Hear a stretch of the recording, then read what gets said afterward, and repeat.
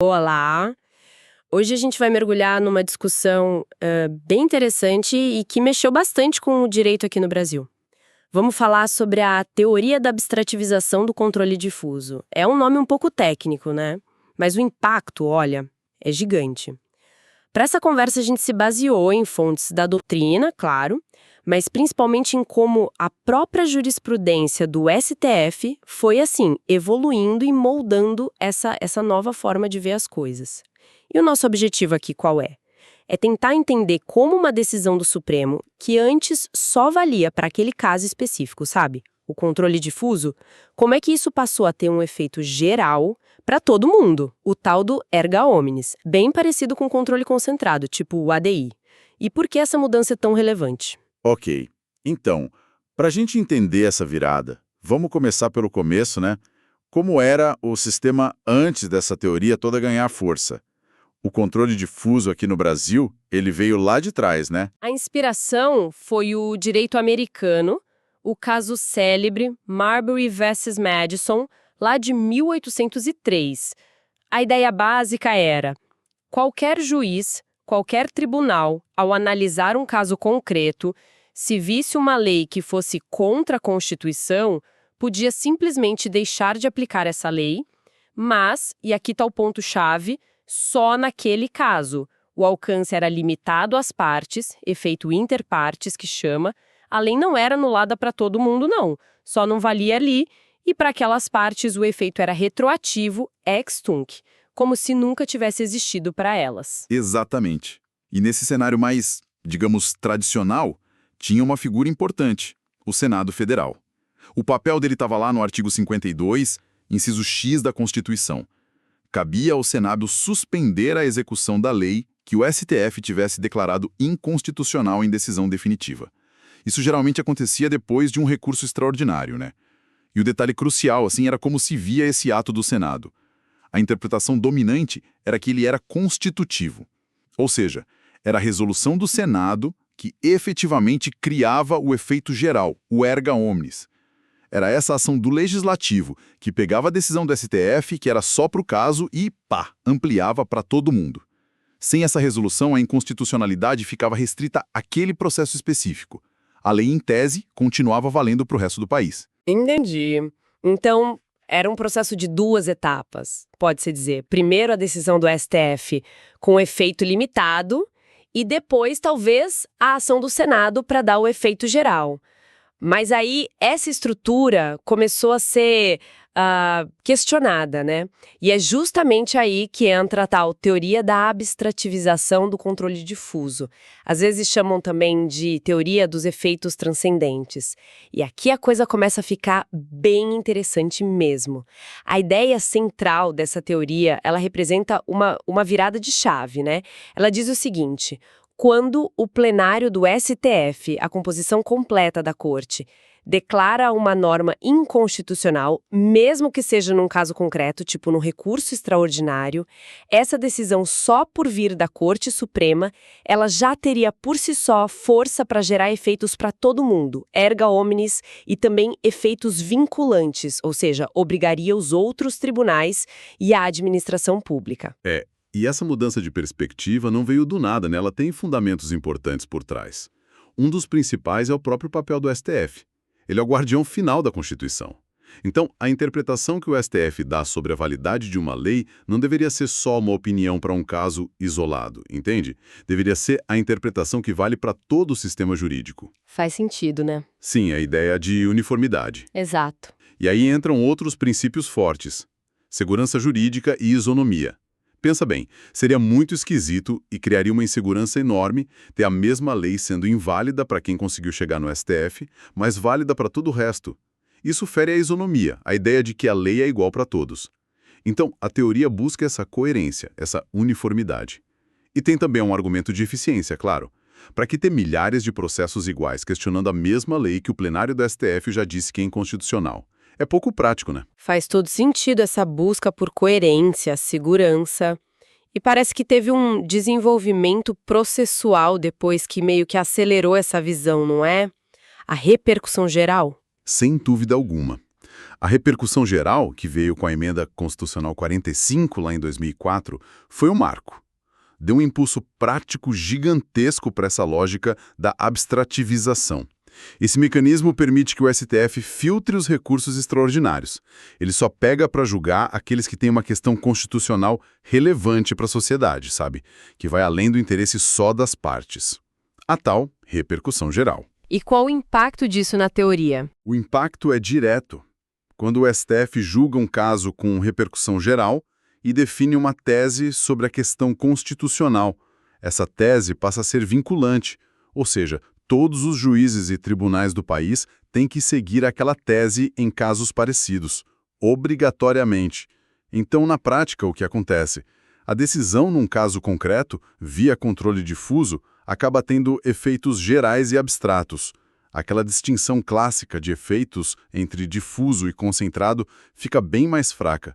A repercussão geral, no dia a dia do tribunal, acabou concretizando muito da essência dessa teoria da abstrativização. É fascinante ver como o instrumento processual ajudou a consolidar essa visão. Nossa, então a repercussão geral, que foi criada para organizar o trabalho do STF e unificar a jurisprudência, acabou fortalecendo essa ideia de que a decisão do Supremo no controle difuso já nasce com essa força maior. E como fica o Senado nessa história? Aquele artigo 52, inciso X, que dava ao Senado o poder de suspender a lei. Como a teoria da abstrativização lê esse artigo agora? A releitura é bem significativa. Se a decisão do plenário do STF, principalmente com repercussão geral, já tem efeito erga omnes e vinculante por si só, aí a função do Senado naquele artigo muda completamente de figura. O ato do Senado não é mais visto como constitutivo, aquele que cria o efeito geral. Ele passa a ser interpretado como meramente declaratório. E de publicidade. Seria como, sei lá, no modelo antigo, o Senado era quem publicava no Diário Oficial para o efeito valer para todos. Agora a decisão da STF já fez valer e o Senado só avisa, dá uma publicidade extra. E é uma boa analogia, captura bem a essência da mudança de percepção. A ideia central é: a força da decisão do STF já tirou a aplicabilidade da norma do sistema, já operou a mudança. O ato do Senado nessa nova leitura serviria mais para dar um conhecimento formal, sabe? Para comunicar de forma inequívoca essa decisão aos outros poderes, à sociedade. Especialmente para o Executivo, que aplica as leis no dia a dia. Mas ele não seria mais a condição para que o efeito geral acontecesse. Seria mais um reconhecimento, uma formalização de algo que a decisão judicial já fez. Entendi. E se a gente olhar para o quadro geral, isso é um exemplo clássico do que a doutrina chama de mutação constitucional. O texto do artigo 52, X, está lá, igualzinho na Constituição. Ninguém mudou uma vírgula, mas a interpretação dele, o significado prático, foi se transformando com o tempo, impulsionado pela própria jurisprudência do STF, pelas necessidades de mais segurança, de mais isonomia e pela necessidade de ter teses unificadas pela Corte Suprema. É uma adaptação do sentido da norma, sem mudar o texto. Uma adaptação interpretativa às novas demandas. E essa discussão não ficou só na teoria, né? Teve casos importantes no STF onde essa tese foi debatida de frente.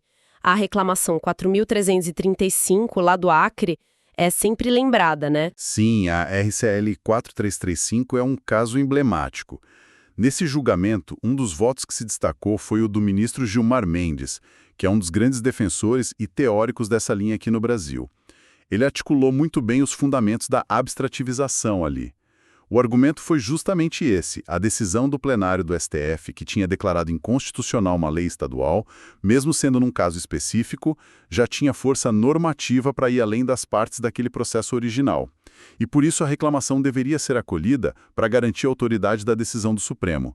Foi um momento chave para a afirmação dessa tese no tribunal. Certo. Para a gente amarrar bem o raciocínio, vamos fazer uma comparação direta dos dois modelos. Ajuda a visualizar, né?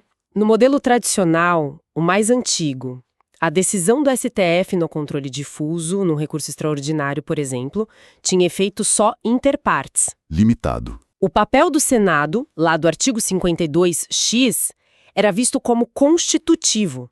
Era ele quem criava o efeito geral erga omnes. A base era uma leitura mais literal da Constituição, uma separação de poderes mais estrita. E o resultado prático? A lei só deixava de valer para as partes. Para todo o resto, continuava aplicável até o Senado agir se agisse. Agora, olhando pela teoria da abstrativização.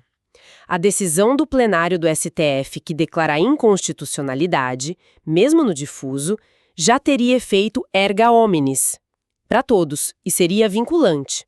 O papel do Senado Passa a ser visto como meramente declaratório ou de publicidade. Os fundamentos são outros, a força da própria Constituição, o STF como guardião final, segurança jurídica, isonomia, eficiência. E o resultado prático, especialmente com a repercussão geral, é que a lei se torne inaplicável para todo mundo a partir da decisão do STF, independente do Senado. Colocando assim, lado a lado, a diferença é gritante. Então, o que tudo isso significa na prática? Para o sistema jurídico, para a vida das pessoas? Olha, as consequências são enormes. Essa teoria, na prática, ela representa uma transformação bem profunda na dinâmica do nosso controle de constitucionalidade. Ela aproxima muito os efeitos do controle difuso, aquele que começa num caso concreto, dos efeitos do controle concentrado, das ADIs, ADPFs, que já nascem abstratas lá no STF. A fronteira entre eles ficou bem mais fluida. Entendo. E embora ainda possa ter um debate acadêmico aqui e ali sobre os limites exatos, vale para qualquer decisão do plenário, no difuso ou só para as de repercussão geral, a verdade é que no dia a dia do STF, essa lógica da abstrativização está muito consolidada, principalmente via repercussão geral. As teses que são fixadas nesses julgamentos, como a gente falou, elas vinculam todo o judiciário e toda a administração pública, federal, estadual, municipal, todo mundo tem que seguir. Nossa, o alcance é imenso, então. É imenso. Significa que uma única decisão do STF, que veio de um caso individual, um recurso extraordinário, pode resolver milhares de outros processos idênticos pelo Brasil, pode orientar como todos os agentes públicos devem agir e pode impactar diretamente a vida de milhões, mudando como leis e normas são aplicadas em todo o país. É uma centralização e uma uniformização da interpretação constitucional muito maior do que a gente tinha antes. Resumindo, então, essa nossa conversa, a gente saiu de um modelo onde a decisão do STF, num caso concreto, era quase um sussurro, precisando do megafone do Senado para ser ouvida nacionalmente, e chegamos num ponto onde a própria decisão do plenário do Supremo, especialmente em repercussão geral, já tem uma voz potente, com alcance nacional imediato, e isso acabou redefinindo o papel histórico do Senado nesse jogo, concentrando no STF esse poder final sobre a Constituição com efeitos bem amplos. Exatamente essa trajetória e essa concentração notável de poder de interpretação e decisão no STF que a abstrativização e a repercussão geral ilustram tão bem, ela naturalmente nos leva a uma reflexão final, né? Como é que essa nova configuração do controle de constitucionalidade afeta o equilíbrio, a relação entre os poderes, judiciário, legislativo, executivo? Como fica o sistema de freios e contrapesos nessa dinâmica, onde a interpretação judicial ganha um protagonismo tão central para definir o direito que vale para todos? Fica aí a questão para a gente pensar sobre a arquitetura constitucional brasileira hoje em dia.